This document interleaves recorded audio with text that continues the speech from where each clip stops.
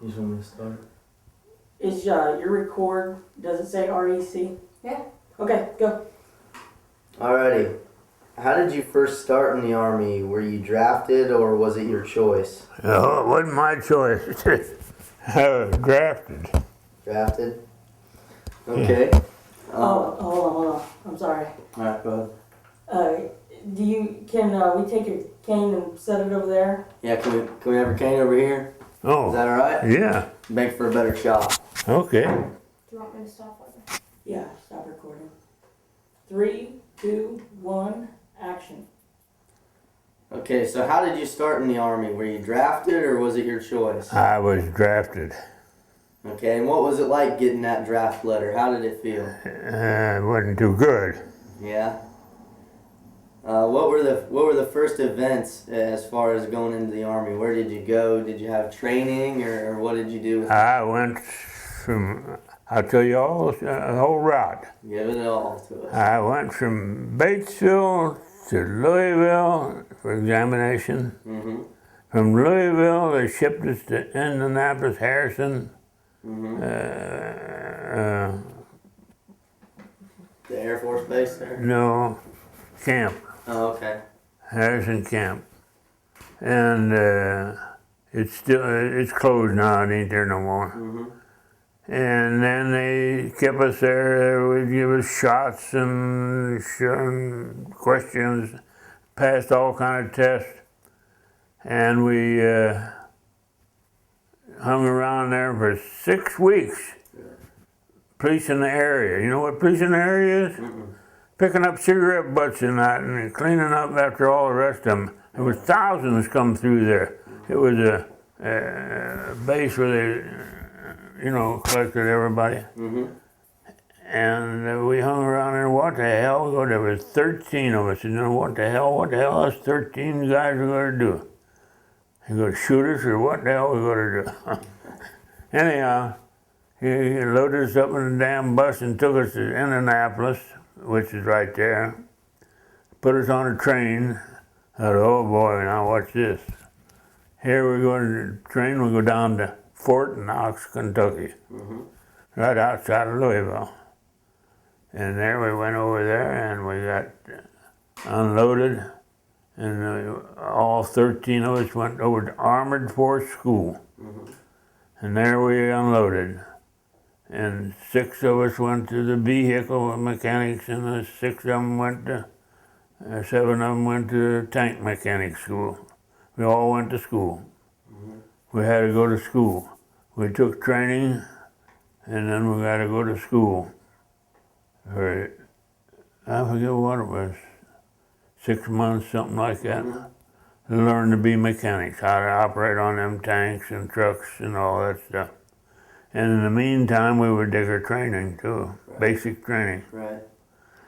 And then we done that. You want to know what we did then? Sure, tell us all. Okay, we went to Fort Knox. We stayed there. Mm-hmm. We got our new men to come in. We were cadre.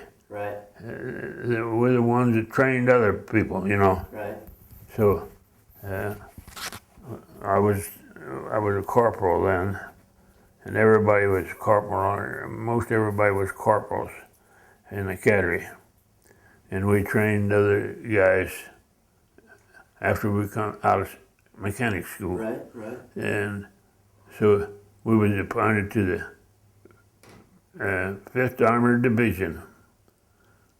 Well, not right there at the time yet, but anyhow, we trained. Each outfit had their own motor pool. Mm-hmm. I had my own shop and mechanics, and I had to learn them how to take care of equipment and this and that.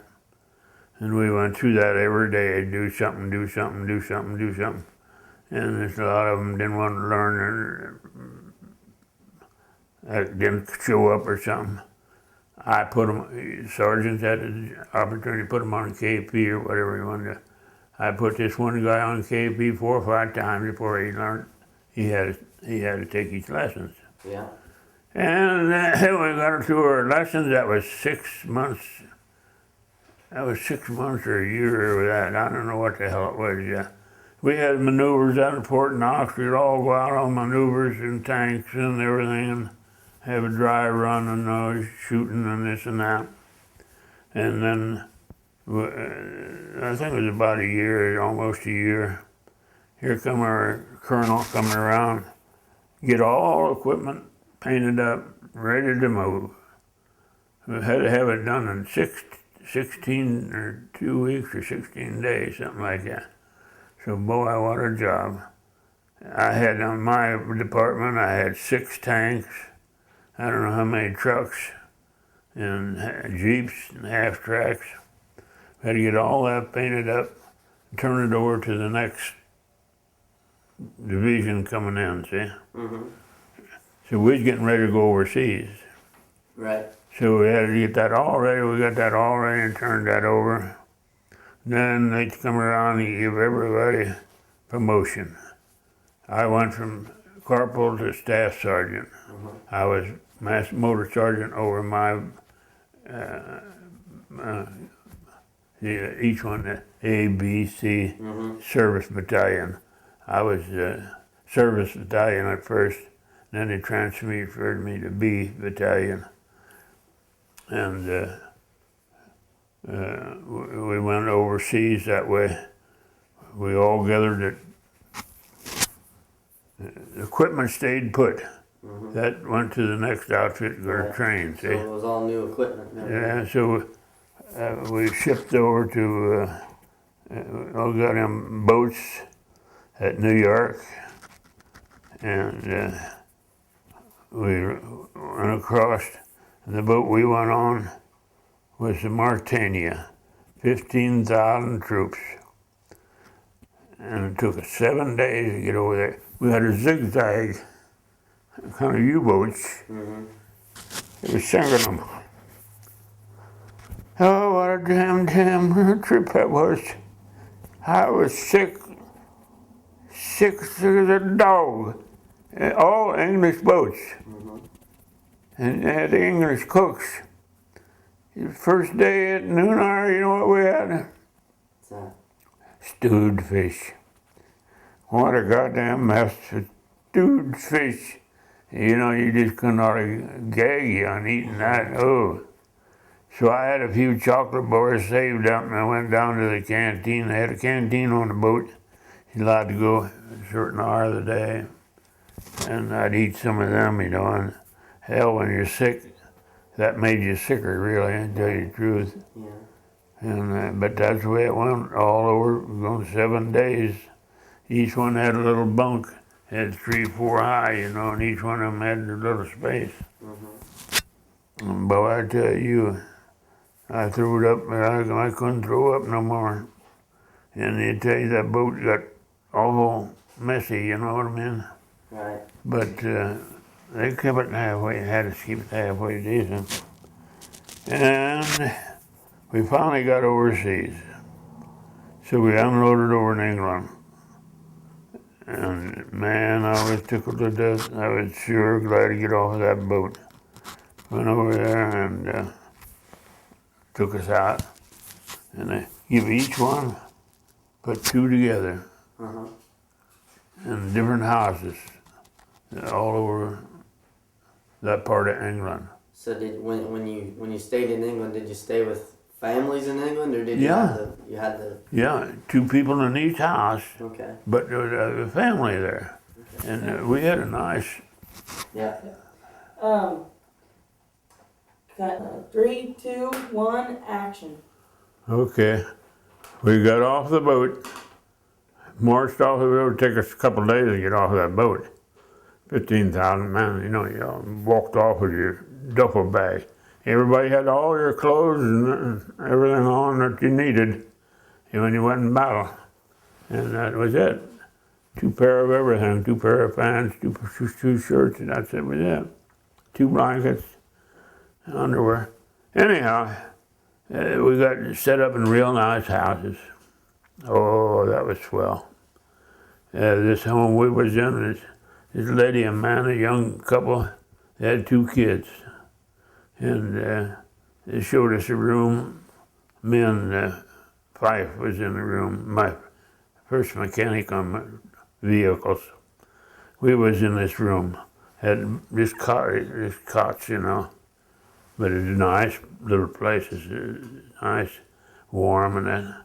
And she come around to the door and she said, "What time you want me to knock you up?" God damn, what's going on here? This is all right. That is, she meant, what time you want me to wake you up, see? Yeah. They had different expressions on everything over there. So we had to get used to that. Anyhow, it was real nice, and we stayed there. But our mess hall was downtown, and the whole battalion was scattered around town, you know, 2 in each home. There wasn't no other place to put them. So we had her maid. He says, when they come down for breakfast, dinner and supper, but otherwise you're pretty well free. Boy, that was it. That was it. And there was girls around town. They wanted to play tennis and this and that, you know. And they scheduled a dance for us, you know. And oh man, that was okay. So we had fun over there for a little while. And then finally our equipment started coming in. So they took all of us, had to move out and loaded up in trucks, went out to a big park out there, like a national park. And there we had pitch tents. And there our tanks come rolling in, trucks come rolling in. We had to get them ready for invasion. So we were ready to go. And we had to prepare all that equipment so salt water wouldn't harm it, you know. We had a cosmoline, all them guns and that. So everything had to be just so covered, just so. And the tanks had to have where the muffler was to come out in the back, had to have a stack on in case when they unloaded, sometimes it was 8, 10 foot of water. So they could still keep going and breathe, you know. Mm-hmm. And we got that all ready. Boy, I took a job to it. And finally we got the order to get ready to load up. Oh boy, here comes the invasion. It's going to be a mess. And damn, I'd hated to see that. And we started loading up, and there was lines miles long to get into them boats. They had boats, I tell you, all over the ocean there. Anyhow, it took us 3 days to get loaded up. I finally got on a landing craft, you know, where the front end goes down where you pull off. And infantry and that got in big boats, and they climbed down and got in there. They went first. The infantry went first. We come in there, and it was about 4 days later. They had to open a way up for our artillery to get in there. They didn't need artillery to start with. There wasn't nobody, you know. Artillery's got to have a place to set up and get the range and everything to fire over top and protect it. Anyhow, finally artillery infantry got about 5 miles back on land. Mm-hmm. Now, where did you go in at? Did you land in Normandy. Normandy? Yeah, right in the main. Now, what was it like pulling up on them beaches like that? Oh boy, you was scared shitless. Oh, you was nobody been scared. Yeah. You know, you don't know what's coming.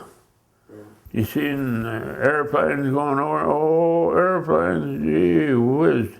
Sky was black, or airplanes. And bombs dropping, shells coming in, big shells, and just missed the damn boat and the water fly all over and everything. What the hell are you doing? You're helpless sitting there waiting to get off the damn boat. And the tanks had to go first, one at a time. It was splashing down there, but it was lucky. It was only about 6 foot of water. them stacks didn't really help anything. We could do them without them, but they didn't know that then. And they got them tanks off one at a time, and then here come the ammunition trucks, and here come the maintenance. That was us, tools and that to keep things going. And then come the gas trucks, had truck after truckload of gas, you know. And them tanks took about 80 gallons for 50 miles or so. And finally it took us a whole day or so to get them all there. Even at night we was still unloading. And we was the last ones off. Maintenances, you know. Well, Cooks and that was off later than we was. Anyhow, we got that all off, and then we went up and opened the way up so that we could follow the tanks and everything. The road up to the dry ground. We went in about 4 or 5 miles. That was as far as we could go. That was the line where the Germans was. Hedgerows. There was hedgerows. Oh, I've never seen anything like it. And hedgerows was, fields was 3 or 4 acres of little fields, but the hedgerows was 6, 8 foot high, you know. And it's hedge trees, you know. And we pulled in there. Hell, we didn't get the tank, guns set up or nothing. We just pulled in there. Everybody pulled in there. And we was sitting there waiting for the infantry to clear a little more land so we could get their tanks in, you know. All of a sudden, somebody hollered, gas, gas. Somebody lost their gas mask. And he hollered, gas. Oh, you ought to have seen that hole. There was thousands of troops in that little pocket there. And they all hollered, gas. And they all got excited and run around there. Thought, put your gas mask on. Oh, sort of a mess, but it quieted down. It took about an hour for that to quiet down. It was a mistake. You see how a little thing like that could happen. Anyhow, we sat there, I say, another day or two. Then the infantry got going a little further, and then we get our tanks set up. See, I had a battery, and I had 6 tanks, 105s on and that. And B, C, and all online, they all radioed back where they need fire. It was getting too hot, you know. And then we'd fire, we could fire 12 miles, reach them real easy. If they gave us the right direction, we could put that damn big shell right in their pocket. And that's the way it was. And it worked real good. But me and myself, I was a motor sergeant. I didn't have much to do about the gas part of it or anything. Cut. I got a cold. 2, 1, action. This is the 105 shell that we had in our M7s. Each tank had shoot these.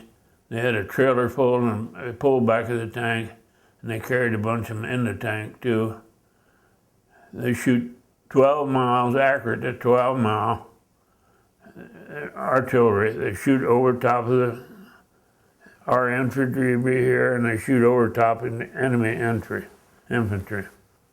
That's the idea of it. And they can shoot 2 mile, 10 mile, whatever you want. There's bags of powder goes in here. You put 2 or 3 bags in, they go to your 4 mile, 5, 6, 7, 8, about 12. They go 12 mile. They load them up according to what they want to shoot. And on the gun, they got sights. They sight that all in, get it ready, and then they get ready to fire. And these top here, that's for, they want to lay a smoke cell, smoke in here. There's a timer in here. The hole in that there, air goes through there and turns that timer. And when it gets so far and so high, it'll explode. And it'll lay smoke out, or explode. And this here is made inside.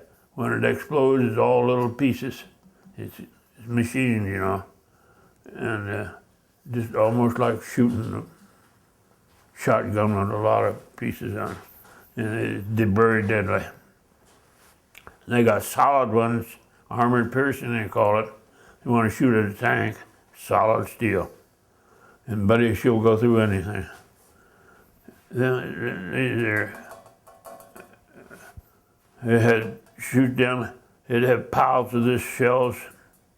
See these shells, you throw it away, and that there shot out, and they had piles stacked up beside the tank sometime. And during the Battle of the Bulge, we had to we had to shoot all during the Battle of the Bulge. Christmas Day and that. Mechanics, motor sergeants, anybody, everybody that kept carrying ammunition. It was so hot that we were surrounded. We had to. We had to win. Either win or lose. We didn't want to lose. We wanted to win. By God, boy, and we did her too. We worked hard. And we finally kept them going. But the Germans, during the Battle of the Bulge, they was equipped. See, they got a lot of our equipment, and they had our uniforms, and they come through our lines as Americans. See, we didn't know the difference until they spoke, or you could tell on their language or something. And boy, that was hard to do. And them bastards shoot the hell out of everybody. Well, getting ahead of my story a little bit. Anyhow. Okay, let's cut. Right. Your platoon or? No, that's a division. Okay. That's a bunch of outfits together. A division is 15 to 18,000 men. Yeah. And oh, there's a mess of tanks and that and that. We was a battalion, 400 field artillery. We was a bastard battalion. Is that what your name was? Is that what they called it? What did, 400 field artillery, yeah. So your artillery or your battalion was 400 field artillery? Yeah. All right, tell that to Mark. Say we was the 400 field artillery. Okay. And then the 5th Armored Division Yeah. Infantry. Okay. But hold on. Ready? Oh, yeah, go ahead. I got a bad cold. Oh boy. Now what? Okay. Now you're gonna tell me that in a second. Yeah, ask him about the armor, and then after that, you keep going with what your story was. Okay? Okay. Are you ready, Melissa? Ready when you are. All right, ready. 3, 2, 1, action. Okay, what division were you in? We was in the 5th Armored Division. We were attached to the 5th Armored Division. We were the 400 Field Artillery. That's a battalion of its own. It's a bastard battalion, they call it. It's like they call you anywhere any damn where in our outfit, anywhere in our army they could call you, and we had to go. Yeah, we was attached to the 5th Armored Division. Anyhow, we went up to we started fighting through Germany. We took off through Germany. Things went pretty smooth, first 200 or 300 miles, and then we got into, I don't know, it was just pretty bad. The Germans they had horse-drawn equipment, they had all kind of equipment, but they was retreating because we was hot on them, see. And the airplanes is pounding away on them. Airplanes done a lot of damage, boy. Horses laying dead, I tell you. Cut open, boy, I tell you. Some of them cut open, still standing up. A mess, I tell you. Guys, soldiers laying around. They caught them on the road, see. They was moving. The Germans was moving away. They caught them on the road, and they just zooped down and get them, zooped down and get them. They wouldn't let up. They just kept it going. And we was standing back, way back there, and waiting until they got done doing their job. Then we moved up, see. We had to take bulldozers and shove the bodies and horses and away out of the road so we could go on to the next town. So once we kept them on the move, then we had them going. You know, it was easy fighting. Then we were on the move. And we went, and I don't know how damn long we went, but we went quite a bit. We fought quite a bit. We fought about 60 days there hard, just day and night, day and night. One time we got surrounded. They was on high ground, we was on low ground. They was pouring shells into us. Our trucks were loaded with gasoline, all 5-gallon cans of gasoline. And some of them hit them trucks. Gas exploded. What a mess. Guys hollering for help. They was crawled under. Of all the things them truck drivers crawled underneath the truck. And that was bad, you know. Them shells hit that. Armored shell. They shot them 88s. They were powerful. They'd just go right through a truck, just like going through a piece of paper, and catch a fire, you know. And their fire was all over. Anyhow, we finally laid barrage of artillery shells up there and drove them away and got them. I don't know how many we killed or what happened, but anyhow, quieted them down.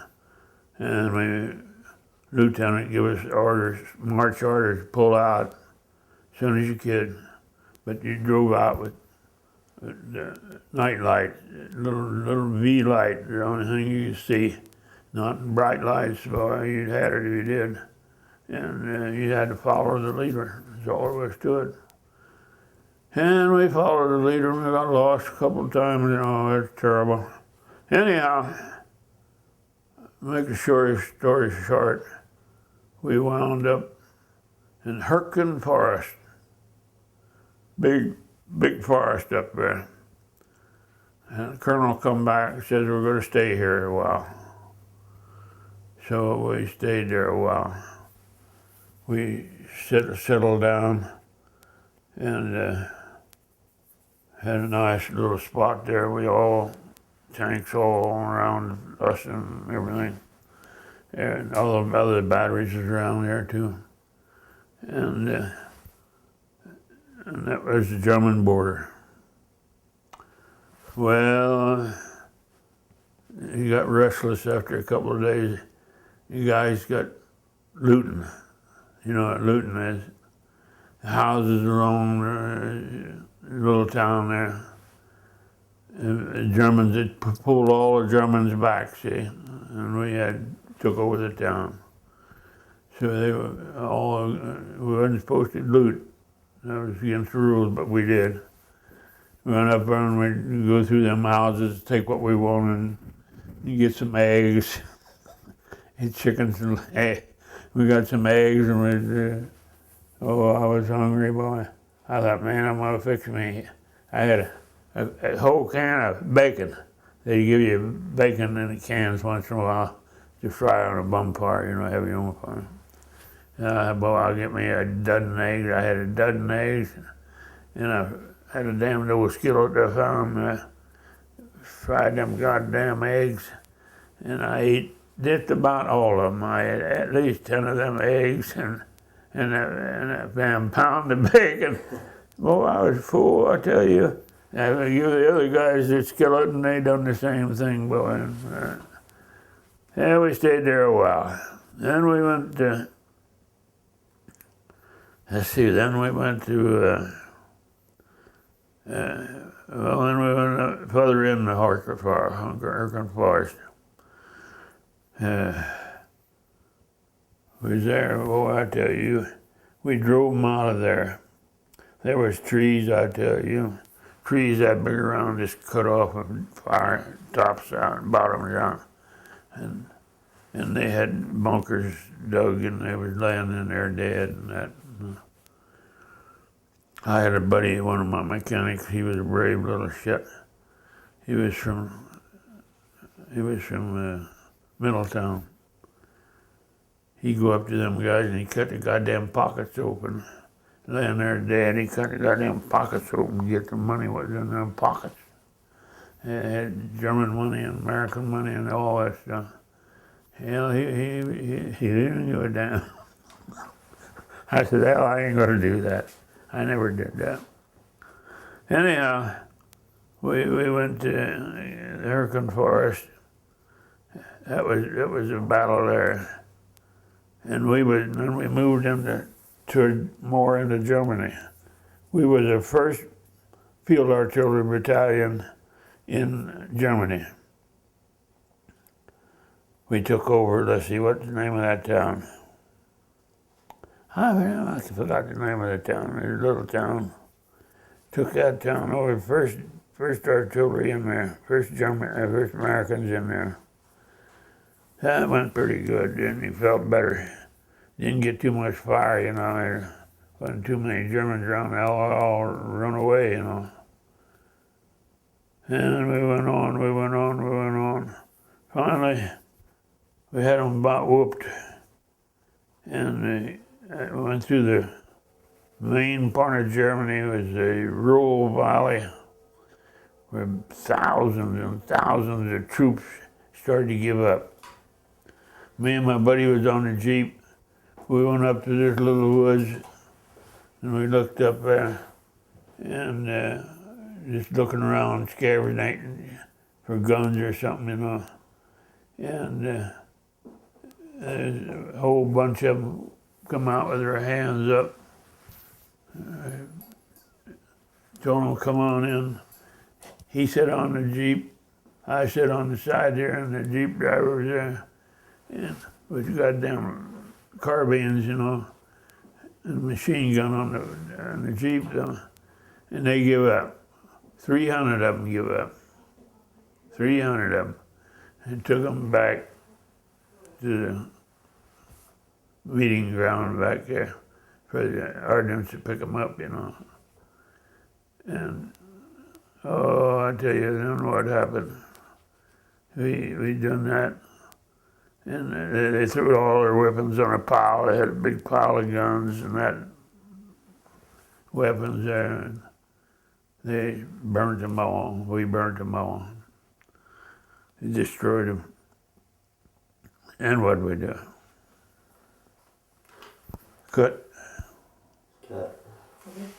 Question. Okay, after we captured them Germans, we took them back to the compound.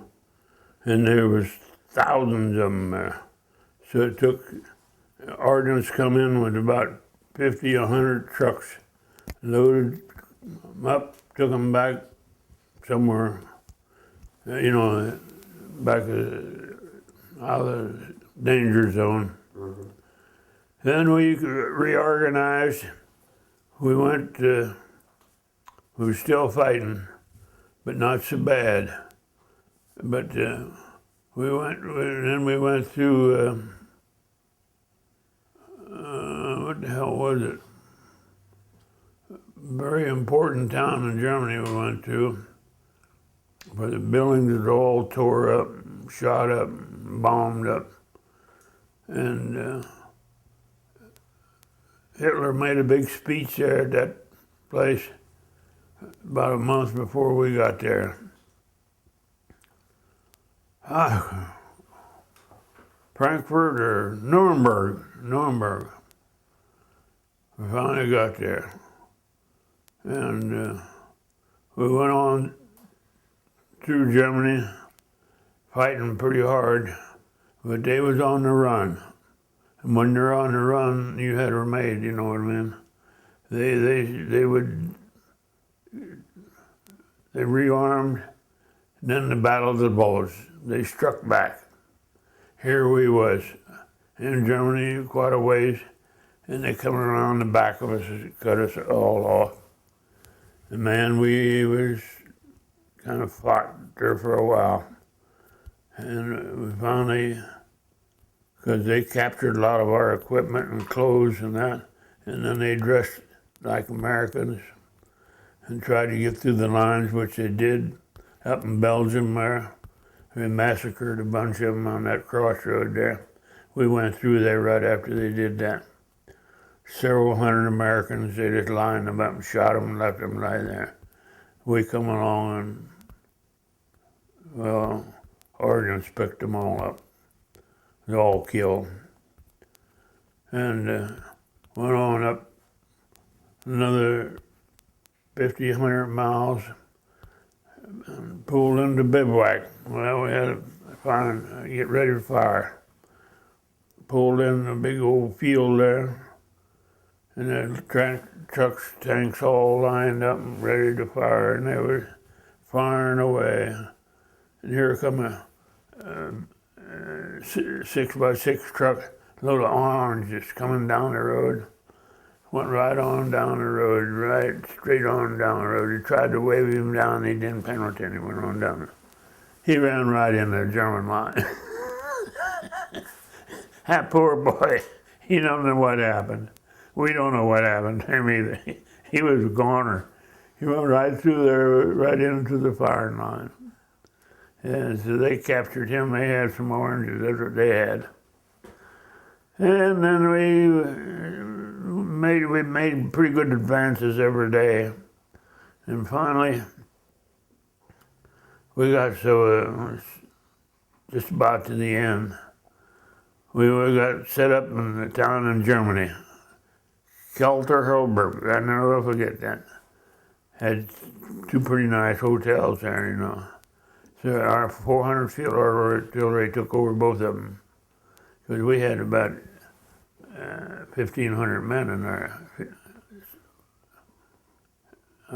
outfit. And they took over rooms and this and that, and everybody was searching around, talking to the people, and they told us, don't go too far, it ain't over yet, but be on the guard, you know, anything could happen, you know. And you get the women, they wanted to know what they could do for us, so I had my stripes sewed on, and I didn't have my stripes on during I was fighting. Them son of bitches, anybody with any seniority or know-how, they'd kill or capture, you know. And they're nice-looking girls. Sew your stripes on. Yeah, it's good. And chocolate bar, fig. How do you say it in German? Fig. Yeah. Action. Okay, how emotional was the war when you were in it? You know, seeing all this. Some days it was bad. And other days it was, you didn't give a damn. You got it over there so long, you just didn't give a damn. You just, anything to get home, you know. How long were you over there? Well, we landed in England in April. Oh, it was beautiful. It was beautiful. The grass was green, everything just fine. Time we got our equipment, it was July. And once we got our equipment, then we was getting ready to go. Things went pretty fast then. And we was in battle, and invasion was in June, you know. And we was ready to go then. And then we fought all the way through to October, about October, I guess it was. September, October, when it ended. And what year was that? Well, no, we fought all that winter. Mm-hmm. 41, 42, I guess it was, 43, I guess it was. I was sworn in on my birthday. I was 21 years old at Fort Harris, rather, on my birthday, 21 years old. And I come out when I was 4 years later. And I was was 25, I think it was. Anyhow, what was I going to say? Cut. Action. How do you think the war affected your life? Actually, after I got home and I didn't get hurt, best thing ever happened. Is that right? I really appreciate life. You know, you don't know what it is until you're on your last days. Almost sure you get killed. You see so many of them got killed. So many of my buddies just got shot down like dogs. And you feel so good when you get home and freedom. Wonderful. Did you ever kill someone? Oh, see, we're in artillery. You don't know what you do. Right. You shoot them shells over there. And we killed a lot of people. That's all I can tell you. Killed a lot of horses, you killed a lot of everything. Them artillery shells is pretty powerful. How often do you think about the war? I try not to think about it. I think about it once in a while. Somebody asks me something. Some of my relation or buddies get talking about it a little bit. Rather not. It was a good day though. I met some nice girls over in Germany. We had a little fun. Had to have a little fun. Goddamn, you go 3 or 4 years without. Oh, when we come through Paris, we had a good time. We was some of the first ones come through Paris. Them girls would jump up on the tanks and jeeps and kiss you and hug you, and you give them a bottle of wine. Oh boy, I tell you, unbelievable. Yeah. That was heaven for us, you know, come through Paris. And we wanted to stay overnight in Paris. Oh, the colonel come around and said, no way, we're going to have a march order here in 15 minutes. Everybody had to get on their tanks and jeeps and everything. Marched out of Paris. So that was sad because we was having a good time there, you know. They were going to bars that give you all the beer and wine you wanted, and they went crazy. They were getting liberated, see. Man, oh man, the Americans were wonderful. Yeah, that was wonderful then. And then we stayed in Kelton Herberg in that hotel there about a month or so. We had a good time there too. That was when the war ended. See, we was at Czechoslovakia, was right across the river, and we was on this side of the river. Elbe River or something like that, I believe it was. Anyhow, we went to this one place and found 100 pounds of sugar. We took it down to some guy that had a still make us some vodka. He made vodka for us. Boy, then we had a good time. We had all the drinks, whiskey we wanted to drink for a while, you know. A good time. That was the only fun we had. What made it good, it was a place where they stored all trains, passenger trains. There's thousands of them in that big yard there. And we could meet some of them girls, you know, in them trains. We wasn't allowed to flaternize, they called it. Flaternize, talk to the Germans. But we did. And there wasn't nothing they could do about it. So we had a good time. And then got ready to ship home. Well, they went by point systems.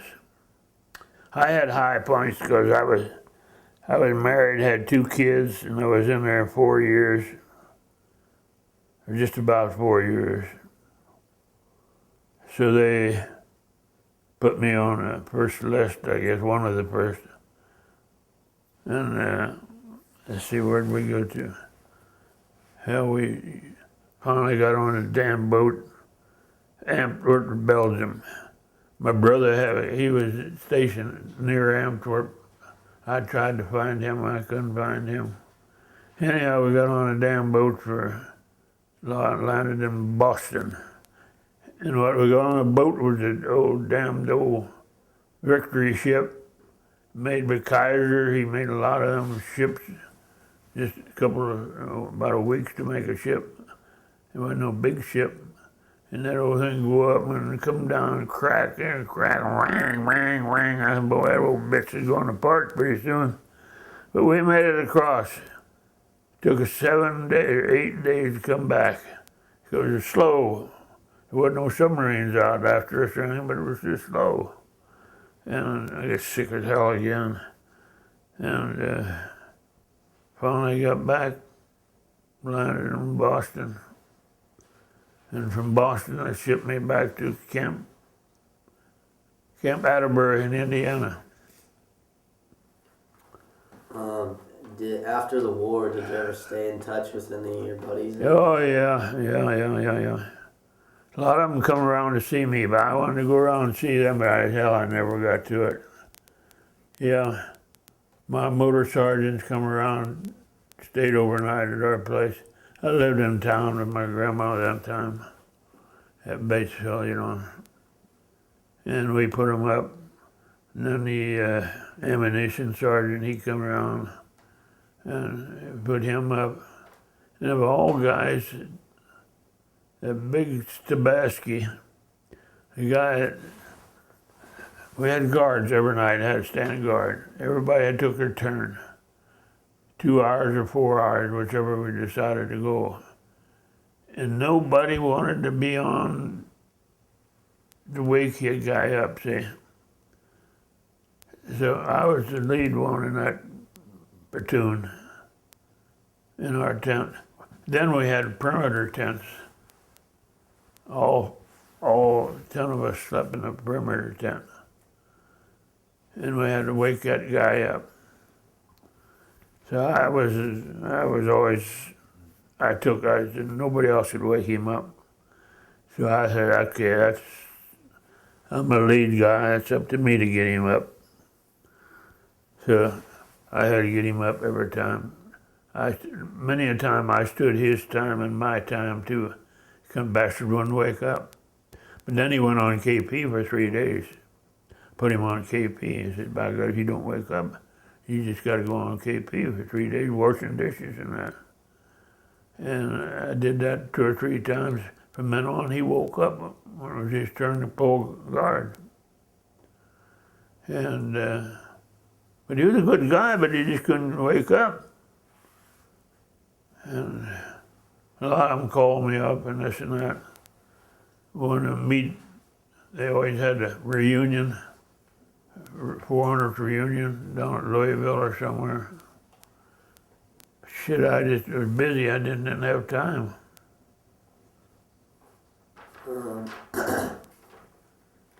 Have you ever had dreams about the war? Oh, at first I did, but not anymore. Yeah, at first. Especially when I was overseas and I dreamed about it. But you get over that in time, you know. Time heals anything, I think. Yeah. It takes time. I wouldn't want to go through it again for no money. But I wouldn't take $1 million for what I learned going through it. Wonderful experience. As long as you come out alive, it's wonderful. But if you come out dead, it ain't so wonderful.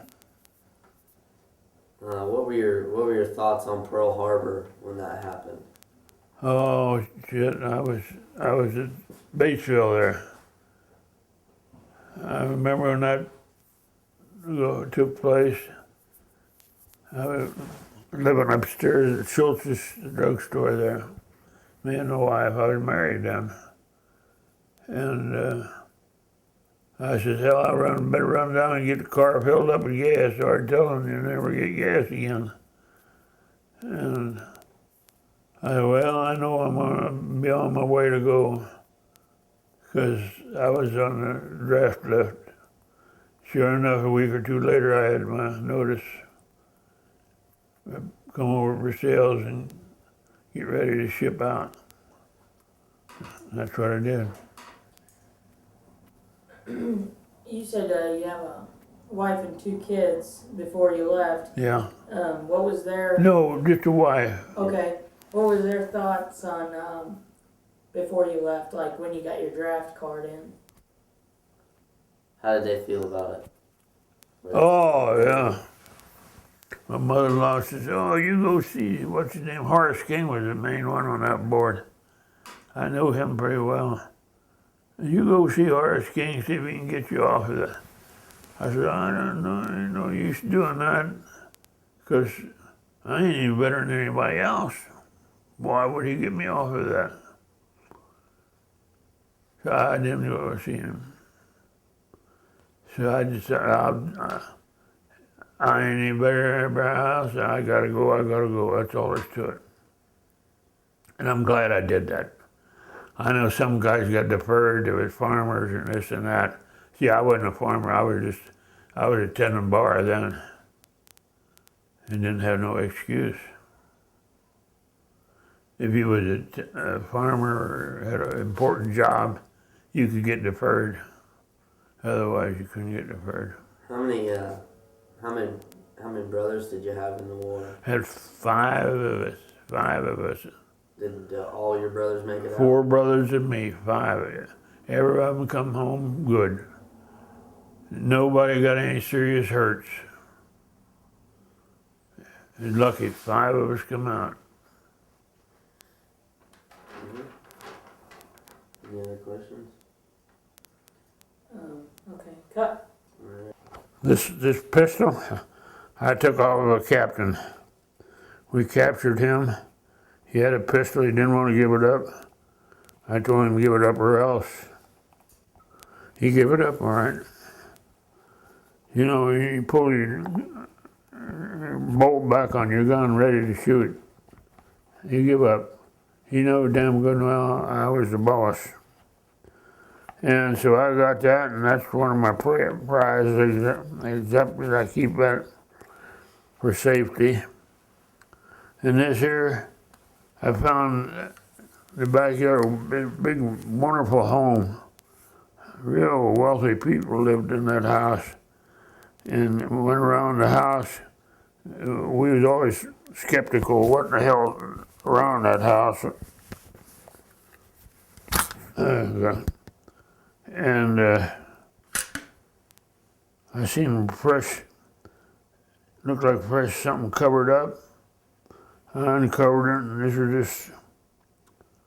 this is dress uniform, you know, praise and that.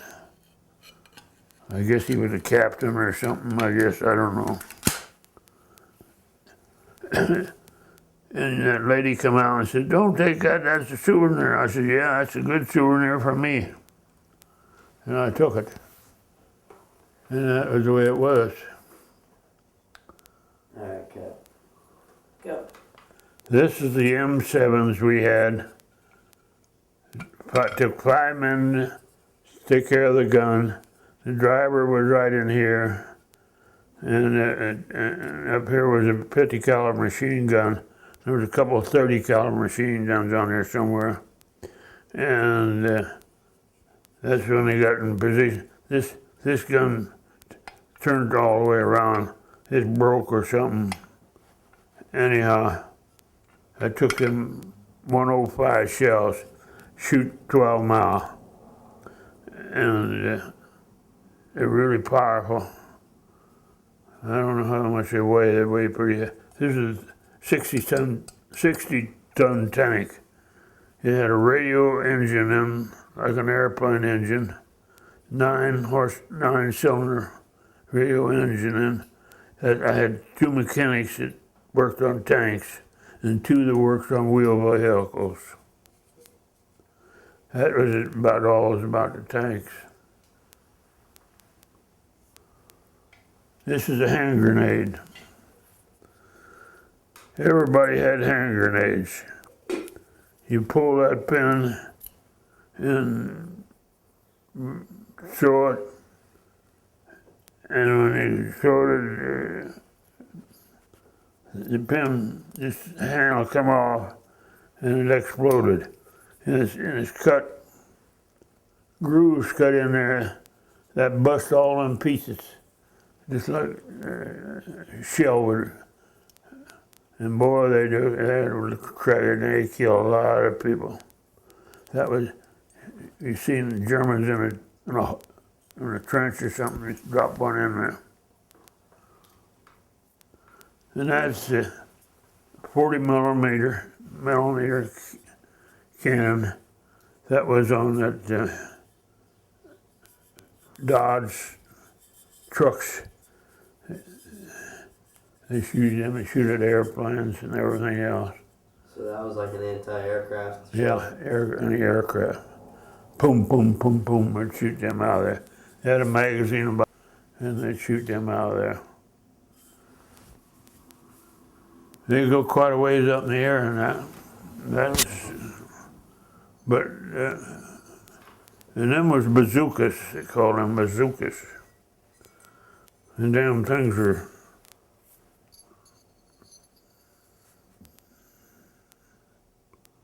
bazookas, you dropped them down in there, you know.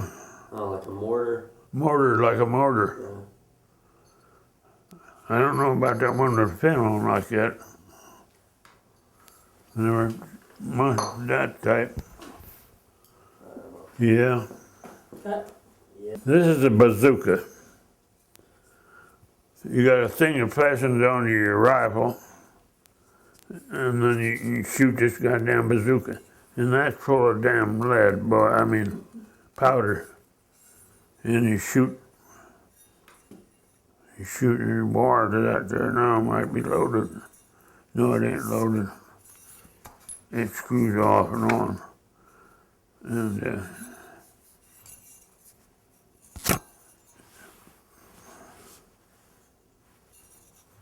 Just like that. yeah, fires out the back. No, that ain't a 50 caliber, is it? No, I think that's a little bigger than 50 cal. Huh? I think that's a little bigger than a 50 caliber. I don't know what that is. Yeah, let me see. What did it say? It says MRH 4024C. 40 caliber? Yeah, this is a 40, but this is a 37, I think. 37 millimeter M16. Yeah. Yeah. We got 50 cal shells over at the house. Yeah. I think that's all we. Oh, what's this? 50 and 30 caliber. Now this goes on a rifle. That does that. It says no. That's in the house. Huh? I think that isn't that a practice grenade. Yeah, yes it is.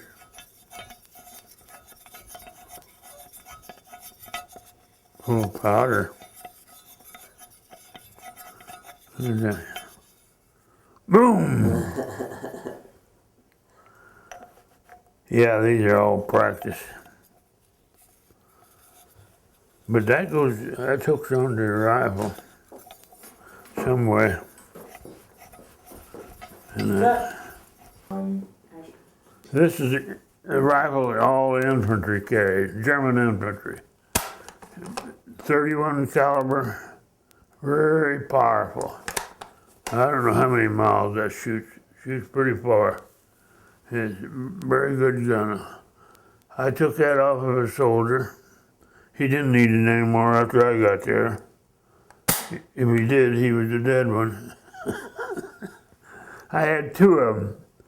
That time. I had two Germans in that foxhole. Me and my buddy went up there. And here's where the bayonets goes in there.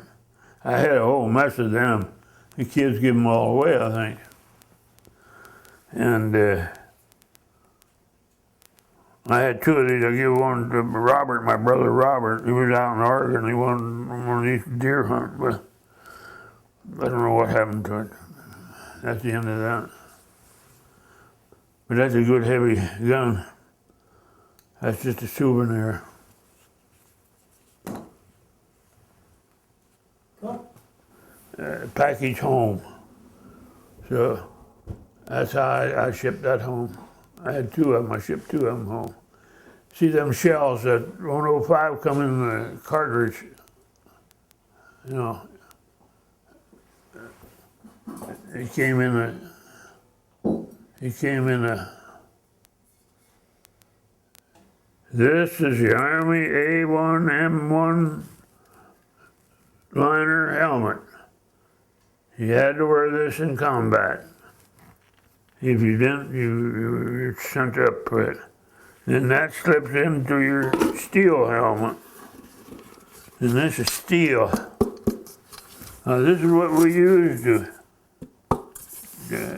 protection. Bullet, takes a good bullet to go through that. Protects your head. But the main part of it was for, I wash my feet with this. We had to wash our feet once in a while. You get hot water, you put it over the stove, put it over the fire and get it hot. And I put that in there and boy, that felt good to wash your feet. Then we got hungry, we see a chicken running around, we catch that damn chicken, pull the feathers off of it and cut it apart and put some water in here and put that old chicken in there and then boil the hell out of her. And I tell you what, the damn chicken tastes pretty good. I tell you, when you're hungry, boy, you eat anything. And that chicken was pretty. And we made soup in there one day. We found some vegetables, you know. Boy, I tell you, I never will forget that time I found some chickens and I had some bacon. And I got a dozen eggs and I sat down and I ate every goddamn one of them. A dozen eggs and a pound of bacon. Yeah. That was good. Good, we got it. Yeah.